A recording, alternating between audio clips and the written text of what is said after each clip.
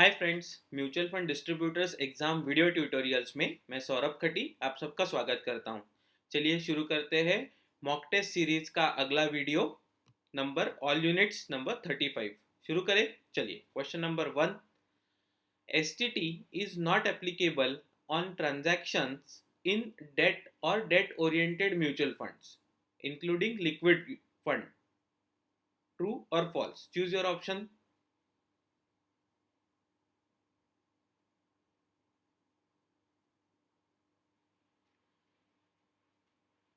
Okay, and the correct answer is true.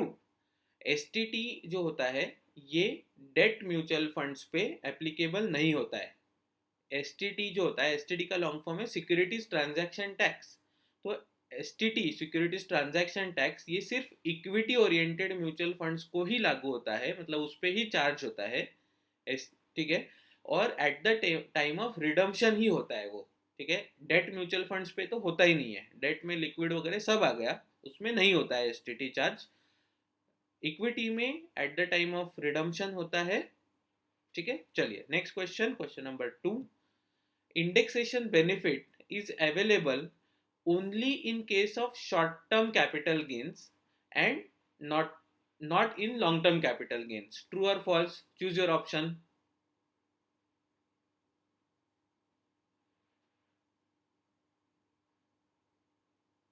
Okay, and the correct answer is this is false.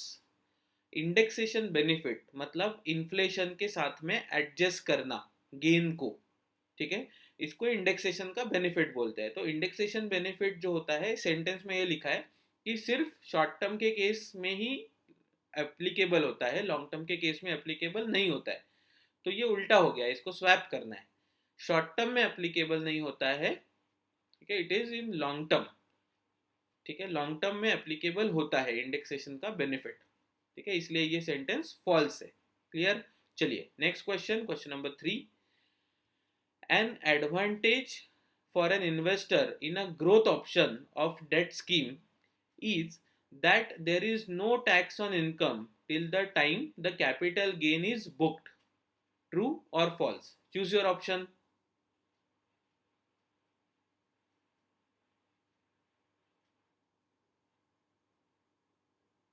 Okay, and the correct answer is true.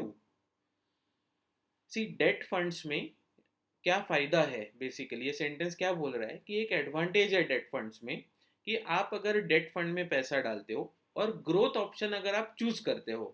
ठीक है, date fund में पैसा डाला, growth option आपने choose किया, तो growth option लिया है मतलब आपको डिविडेंड नहीं आने वाला है। उसका जो एनएवी है वो प्राइस ऊपर नीचे मार्केट के हिसाब से होता रहेगा। तो जब तक आप वो कैपिटल गेन बुक नहीं कर रहे हो, मतलब पैसा विड्रॉ नहीं कर रहे हो, तब तक आपको कोई टैक्स देने की जरूरत नहीं है। ठीक है, so there is no tax on the income till the time the capital gain is booked. मतलब आपने अभी इस साल पैसे डाले और 4 साल बाद आप निकाल रहे हो, तो चौथे साल में जब आप पैसा एक्चुअली निकालेंगे तभी आपको टैक्स देना है। इसके विजावी अगेंस्ट अगर हम एफडी का अगर देखें, अगर वही एफडी में करता हूँ इसी पैसे की, तो हर साल मुझे जो भी ब्याज इनकम जनरेट होगा उस पर मुझे टैक्स देना है। भले ही वो क्यूमुलेटिव ऑप्शन लिया हो मैंने, मतलब ब्याज में आखिरी में ही लूंगा चौथे साल में, लेकिन उस पर टैक्स मुझे इसी साल देना होता है। ठीक है, जिस साल में टैक्सेशन में टैक्स फाइल करता हूँ उसी साल मुझे उसका टैक्स दे देना होता है। तो ये ग्रोथ ऑप्शन में म्यूचुअल फंड के केस में ये एक एडवांटेज है। ठीक है, चलिए next question, question number 4। There is no TDS on the dividend distribution और repurchase proceeds to resident investors. True और false? Choose your option.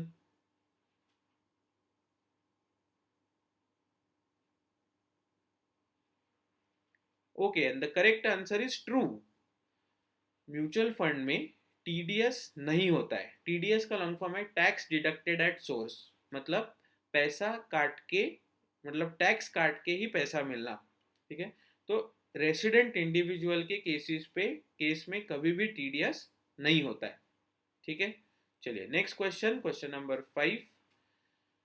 There is no TDS on dividend distribution और repurchase proceeds to NRI investor. True और false? Choose your option.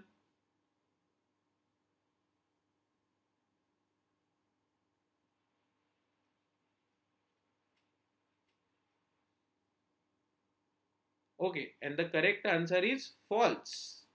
देखिए, mutual fund में resident individual जो investor होते हैं उनके ऊपर में कोई टीडीएस नहीं होता है, मतलब उनका जो भी पैसा आएगा वो एक्चुअल क्रेडिट हो जाएगा, और उसके बाद जब रिटर्न फाइल करेंगे तब उनको टैक्सेशन में दिखाना होता है कि हाँ हमने इतना कैपिटल गेन किया हुआ है, बराबर है। ये एनआरआई इन्वेस्टर जो होते हैं, ठीक है, इंडिया के बाहर रहने वाले जो निवेशक है, वो जो निवेशक होते हैं एनआरआई इन्वेस्टर होते हैं, उनके ऊपर में फ्लैट टैक्स डिडक्ट हो जाता है। ठीक है, तो आपको सिर्फ ये दो चीज़ें याद रखनी है, रेसिडेंट इंडिविजुअल को टीडीएस नहीं होगा, एनआरआई के केस में टीडीएस होगा। ठीक, चलिए next question, question number 6। Which among the following is an advantage for an investor of indexation benefit? ठीक है, option number 1, it helps to evade tax. Option number 2, it increases the tax liability for the impact of inflation. Option number 3, it decreases the tax liability for the impact of inflation. And option number 4, none of the above. Choose your option.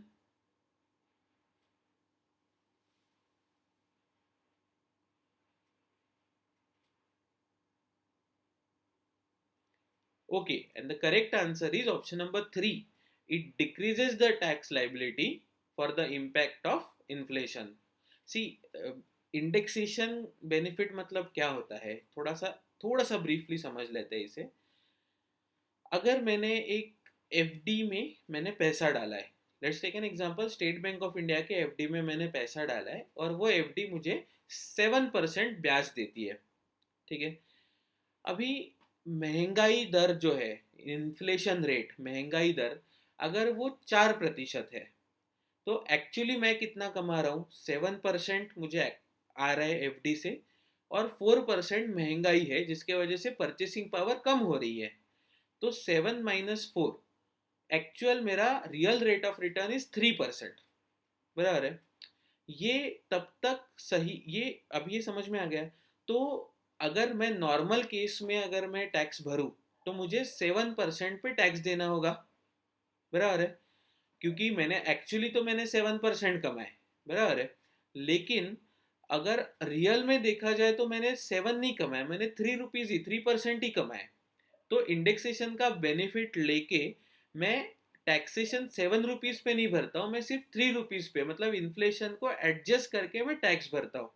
तो पहले case में मुझे 7 rupees पे, मतलब 7% पे tax भरना था। अभी इन्फ्लेशन का, इंडेक्सेशन का बेनिफिट लेने के बाद में मुझे 3 रुपीज़ पे, 3% पे ही टैक्स भरना है। इसके वजह से क्या होता है, मेरी जो टैक्स लाइबिलिटी है वो कम हो जाती है, टैक्स लाइबिलिटी जो होती है वो डिक्रीज हो जाती है। ठीक है, क्लियर है। चलिए next question, question number 7। Capital loss, short term और long term, can not be set off against any other head of income, true और false? Choose your option.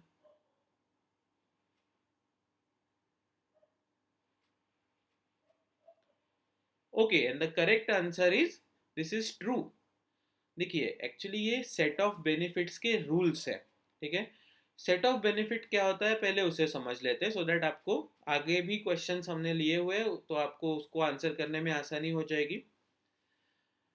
Let's take an example कि मैंने दो mutual fund में पैसे डाले। एक mutual fund में, मतलब दोनों में 1-1 लाख रुपया मैंने इन्वेस्टमेंट किया हुआ है। ठीक है, तो एक में मुझे गेन होता है 20,000 रुपीज़ का, और दूसरे में मुझे लॉस होता है 20,000 रुपीज़ का।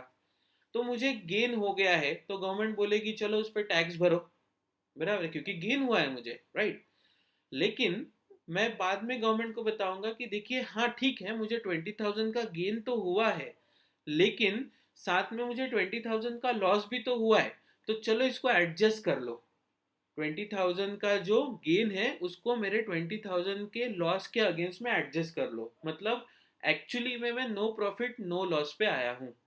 ठीक है, तो लॉसेस को गेन के अगेंस्ट में एडजस्ट करना और बचे हुए पैसे पे टैक्स देना। ठीक है, तो जो एडजस्ट करने की जो प्रोसेस है उसको कहते हैं सेट ऑफ बेनिफिट्स। ठीक है, सेट ऑफ करना, एडजस्ट करना। ठीक है, तो यहाँ पे सेंटेंस क्या है हमारा कि कैपिटल लॉस जो होता है, ठीक है, जो 20,000 का नुकसान हो गया था मुझे 1 लाख में, उसको कैपिटल लॉस बोलेंगे। तो जो कैपिटल लॉस हुआ है, तो शॉर्ट टर्म हो या लॉन्ग टर्म हो, उसको किसी और इनकम के साथ में सेट ऑफ नहीं कर सकते। तो ये सच है, ठीक है, ये ट्रू है। सो आपको कैपिटल गेन और लॉस जो है उसे अगर सेट ऑफ करना है तो कैपिटल गेन के साथ ही करना होता है। See there are 5 head of income, income from salary, income from house property, income from other source, ठीक है। तो 5 टोटल इनकम सोर्स है, उसमें से जो इनकम फ्रॉम कैपिटल गेन है उसी के अगेंस्ट में आप कैपिटल लॉस को सेट ऑफ कर सकते हो, ठीक है। आप इनकम फ्रॉम अदर सोर्स को इसके साथ में सेट ऑफ नहीं कर सकते हो, ठीक है। चलिए next question, question number 8। Short term capital loss is to be set off against short term capital gain और long term capital gain, true और false, choose your option.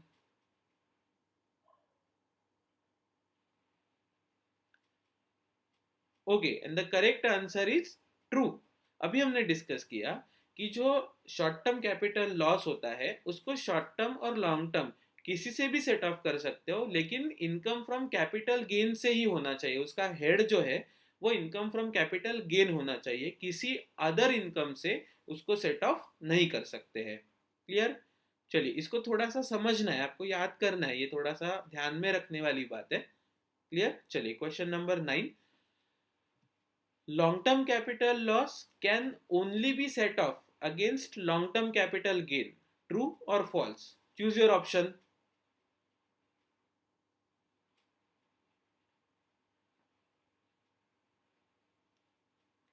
Okay, and the correct answer is true. ठीक है, ये set off benefits के सारे rules लिए हुए हैं एग्जाम पॉइंट ऑफ व्यू से, वेरी वेरी इंपॉर्टेंट, ठीक है। तो इसको थोड़ा समझना है। अभी लॉन्ग टर्म कैपिटल लॉस को ओनली सेट ऑफ कर सकते हैं लॉन्ग टर्म कैपिटल गेन के साथ में, ठीक है। सेंटेंसेस है, इसको एक पेपर पे लिख के आते जाते 2-4 बार दिन में पढ़ते जाओ, आपको चीज़ें याद हो जाएगी। क्लियर है? चलिए next question, question number 10। A growth style will look for stocks expected to have growth in earnings and profitability lower than the economy. True or false? Choose your option.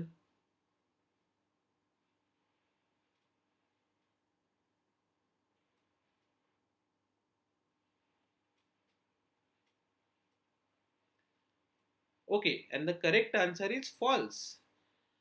Growth style वाला जो fund manager होता है वो ऐसे ही stock choose करेगा जिसका earning capacity जो है या प्रॉफिटेबिलिटी है वो higher than the above average of the economy. मतलब इकोनॉमी अगर या इंडस्ट्री अगर हम बात करें 12% से ग्रो कर रही है, तो जो 16-7 मतलब इकोनॉमी से या इंडस्ट्री से जो फास्ट तरक्की करने वाले जो शेयर्स है उसी में ग्रोथ स्टाइल वाला फंड मैनेजर पैसे लगाएगा। इसीलिए ये सेंटेंस जो है ये फॉल्स है। Clear? So thank you guys for watching video. अगर आपको पसंद आया तो ज़रूर लाइक करिए, आपके दोस्तों के साथ में इसे शेयर करिए। ऐसे बहुत सारे वीडियोस लाइंड अप है जिसको रिकॉर्ड करके अपलोड किया जाएगा। तो अगर आपने चैनल को अभी तक सब्सक्राइब नहीं किया है तो इसे ज़रूर तुरंत सब्सक्राइब कर ले और बेल बटन को दबाना ना भूलिए। आपके एग्ज़ाम के लिए wish you very all the best. अच्छे से एग्ज़ाम सॉल्व करिए। Thank you.